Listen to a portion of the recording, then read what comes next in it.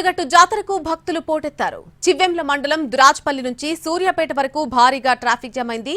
భారీ కాన్వాయ్తో నేతలు రావడంతో పాటు వాహనాల రద్దీని పోలీసులు అంచనా వేయలేకపోయారు.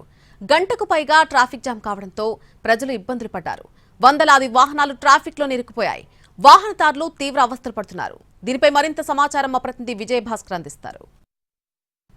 దురాజ్పల్లికి వచ్చే దారులన్నీ కూడా పూర్తిగా ట్రాఫిక్ జామ్తో నిండిపోయాయి. మనం విజువల్స్ లో చూడొచ్చు. జాతరకు వచ్చే భక్తుల సంఖ్య అధికంగా పెరగడంతో మధ్యాహ్నం తర్వాత ఒక్కసారిగా 65 నెంబర్ జాతీయ రహదారిపై వాహనాల రద్దీ పెరిగిపోయింది. ఈ నేపథ్యంలోనే కిలోమీటర్ల మేర ట్రాఫిక్ జామ్ అయింది. దాదాపుగా 10 కిలోమీటర్ల మేరకు ట్రాఫిక్ జామ్ అయింది.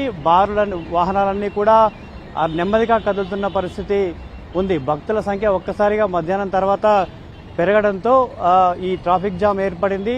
దాదాపుగా దురాజ్పల్లి దగ్గర నుండి సూర్యాపేట టౌన్ వరకు కూడా ఇదే పరిస్థితి నెలకొంది. ఈ నేపథ్యంలోనే గంటల తరబడి వాహనాలన్నీ కూడా ట్రాఫిక్లోనే చిక్కుకున్న పరిస్థితి ఉంది.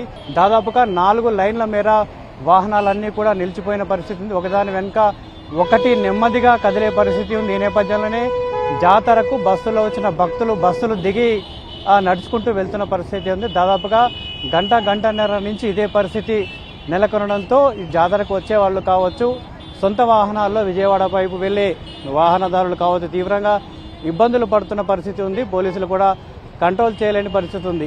ఈ జాతర నేపథ్యంలోనే ఒకవైపు మాత్రమే వాహనాలను అనుమతిస్తా ఉన్నారు. కానీ ఒక్కసారిగా పెరిగిన వాహనాల రద్దీ నేపథ్యంలో ట్రాఫిక్ జామ్ అయితే కొనసాగుతుంది. గంటకు పైగా ట్రాఫిక్ కొనసాగుతుంది. దాదాపుగా 8 కిలోమీటర్ల మేర ట్రాఫిక్ జామ్ ఉండడంతో వాహనాల్లో స్వామివారి దర్శనానికి జాతరకు వచ్చే భక్తులు తీవ్రంగా ఇబ్బందులు పడుతూ ఉన్నారు.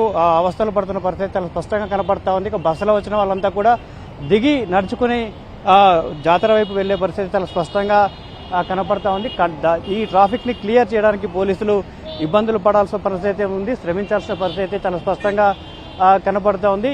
మరోవైపు ఈ ట్రాఫిక్ క్లియర్ కి ఎంతసేపు పడుతుందో ఒక క్లారిటీ అయితే లేని పరిస్థితి చాలా స్పష్టంగా కనిపిస్తుంది. కిలోమీటర్ల మేర ఒక్కసారిగా ట్రాఫిక్ జామ్ కావడంపై ఎవరైతే భక్తులు ఉంటారో వారు అసంతృప్తి వ్యక్తం చేస్తున్నారు. వాహనాల రద్దీని అంచనా వేయకపోవడం వల్లే ఈ పరిస్థితి వచ్చిందని అభిప్రాయం వ్యక్తం అవుతుండగా, కొంతమంది రాజకీయ నాయకులు జాతరకు వచ్చే సమయంలో భారీగా ఊరేగింపుగా రావడం, భారీ కాన్వాయ్తో రావడం కూడా ఈ ట్రాఫిక్ జామ్కి ఒక కారణంగా తెలుస్తుంది. మొత్తంగా మొదటి రోజు ఎలాంటి ట్రాఫిక్ ఇబ్బందులు లేకుండా, భక్తులకు ఇబ్బందులు కలగకుండా పోలీసులు ఏర్పాట్లు చేశామని చెప్పుకున్నప్పటికీ కూడా చివరి క్షణంలో ఊహించని ట్రాఫిక్ జామ్ దురాజ్పల్లి